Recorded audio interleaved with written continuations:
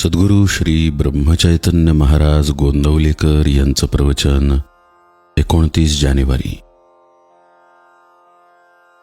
नामात दृढ भाव कसा येईल? नामात प्रेम नामानेच येणार. हे प्रेम यायला विषयावरचे प्रेम कमी करायला पाहिजे. दृढ निष्ठा पाहिजे. नामच तारील, नामच सर्व काही करील असा दृढ भाव पाहिजे. तो ठेवून व्यवहारातले प्रयत्न चालू ठेवावेत. पण यश देणारा परमात्मा असा भाव पाहिजे. वैद्याकडचे औषध आपण गड्याकडून आणवतो, पण गुण गड्याने दिला असे नाही म्हणत. याच्याही पुढे जाऊन वैद्याच्या औषधाने आलेला गुण परमात्म्यानेच दिला असे का मानत नाही? परमात्म्याला शरण जाणे म्हणजे परमात्मा आपला आहे.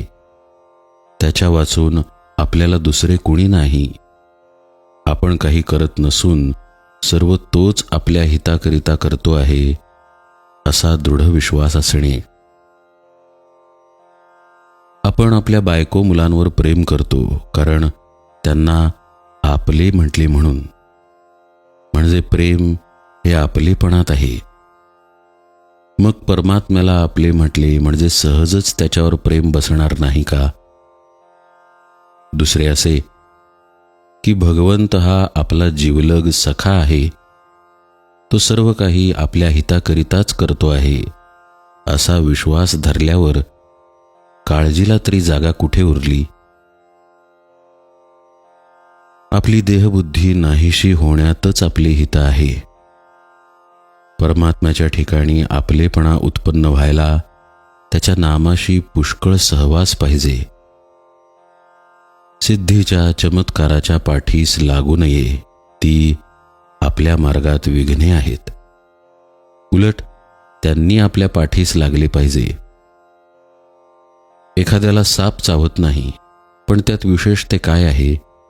सापात काय किंवा कशातही काय?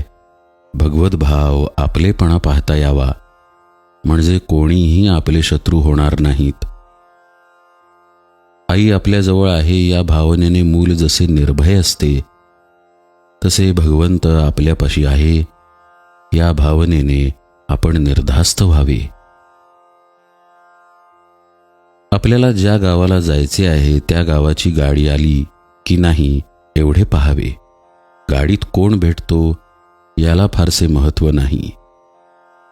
समजा गाडीत आपल्याला कोणीच भेटले नाही तर आपण स्वस्थ झोप घेत आपल्या गावी जातो. त्याप्रमाणे आपण आपले साधन करावे. सृष्टीची तत्वे किती आहेत वगैरेच्या भानगडीत पडू नये. त्याचा निकाल कधीच लागायचा नाही. शंका गेल्याशिवाय नाम स्थिरच होत नाही हे लक्षात ठेवावे. देहबुद्धी जोपर्यंत आहे तोपर्यंत नामाचे महत्त्व कळणार नाही. आपला उद्धार व्हावा असे वाटत असेल तर नामस्मरण सोडू नये. परमात्मा जसा निरुपाधिक आहे तसे नामही निरुपाधिक आहे. जानकी जीवन स्मरण जय जय राम.